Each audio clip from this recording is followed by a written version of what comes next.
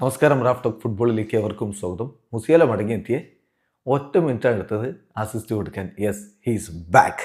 കളിയുടെ 87-ാമത്തെ മിനിറ്റിൽ മടങ്ങിയെത്തുന്നു. 88-ാമത്തെ മിനിറ്റിൽ അവൻ്റെ അസിസ്റ്റിൽ നിന്ന് ഒലീസയുടെ ഗോൾ പിറക്കുന്നു.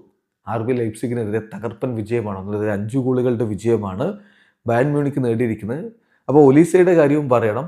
ഒലീസയെ 57-ാമത്തെ മിനിറ്റിലാണ് സബ് ചെയ്യുന്നത്, കളിക്കളത്തിലേക്ക് ഇറക്കുന്നത്. അപ്പോൾ 1-1 സമനില നിൽക്കുന്ന കളിയാണ്. അവിടെ നിന്നാണ് അയാളുടെ വക ഹാട്രിക് അസിസ്റ്റ് ഒരു ഗോൾ പിറക്കുന്നത്. കളി കഴിയുമ്പോൾ 5-1 ബയൺ വിജയിച്ചിരുന്നു. യെസ്, ഒലീസ മാജിക്കിൽ തന്നെയാണ് ബയൺ വിജയിച്ചേറിയിരിക്കുന്നത്. 5-1 വിജയം. നാബ്രി, ഹാരി കെയ്ൻ, പൗലോവിച്ച്, ഒലീസെ എന്നിവർ ഗോളടിച്ചു. മറുഭാഗത്ത് കാർഡോസോയാണ് RB ലൈപ്സിഗിനായിട്ട് ഗോളടിച്ചിരുന്നത്. RB ലൈപ്സിഗിൻ്റെ മൈതാനത്ത് വെച്ച് നടന്ന മത്സരമാണ്. ബയൺ മ്യൂണിക്കിൻ്റെ മുന്നേറ്റങ്ങൾ നയിച്ചുകൊണ്ട് ഹാരി കെയ്നും ഡയസും കാലും നാബ്രിയും ഒക്കെ ഒരുമിച്ചിറങ്ങി. പക്ഷേ കളിയുടെ 20-ാമത്തെ മിനിറ്റിൽ കാർഡോസോയുടെ ഗോളിലൂടെ RB ലൈപ്സിഗാണ് ലീഡ് എടുത്തത്. ഇടവേള സമയത്ത് മത്സരം ഏകപക്ഷീയമായ ഒരു ഗോളിന് അവർ മുന്നിലുമായിരുന്നു. പക്ഷേ രണ്ടാം പകുതിയിൽ കളി മാറി.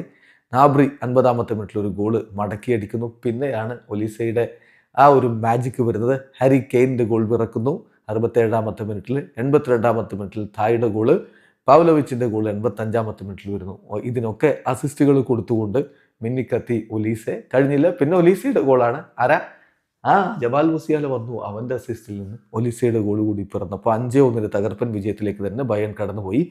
ബയൺ കുതിച്ചു പായുകയാണെന്നേ. അവിടെ 18 കളികളിൽ നിന്ന് 50 പോയിന്റുമായിട്ട് അവർ ഒന്നാമത്. രണ്ടാമതുള്ള ബൊറൂസിയ ഡോട്ട്മുണ്ടിന് 18 കളികളിൽ നിന്ന് 39 പോയിന്റേ ഉള്ളൂ. ഏതായാലും ബയൺ അപരാജിത കുതിപ്പാണ്. 16 വിജയങ്ങളും 2 സമനിലകളുമായിട്ട് ബൂണ്ടസ്ലീഗ അടക്കി വാഴുന്നു. വീഡിയോ അവസാനിക്കുന്നു. ഫുട്ബോൾ ലോകത്തെ കൂടുതൽ വിശേഷങ്ങളുമായി റാഫ് ടോക്സ് എത്താം.